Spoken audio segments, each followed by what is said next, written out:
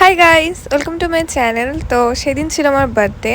হ্যাঁ জানি বার্থডের ব্লগটা একটু ছাড়তে দেরি হয়ে গেছে। আমি ভেবেছিলাম লং ব্লগও করব, কিন্তু করা হয়নি। আমি ক্লিপ নিতেই ভুলে গেছিলাম। মাঝে মাঝে ক্লিপ নিতে মনে পড়ছিল, তাই সেটাই অল্প অল্প অ্যাড করে ব্লগটা করছি।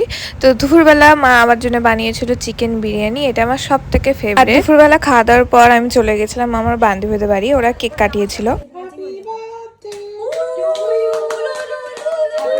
তারপর ওদের সাথে অল্প একটু বসে গল্প করে আমি সন্ধ্যাবেলা রেডি হয়ে আরেকটা বান্ধবীদের বাড়ি গেছিলাম। ডেকোরেশনটা যে এত সুন্দর করেছিল, সাথে আমিও বলেছিলাম এভাবে করবি। ডেকোরেশনটা আমি যেরকম চেয়েছিলাম ওরা ডিটো সেরকম করেছিল।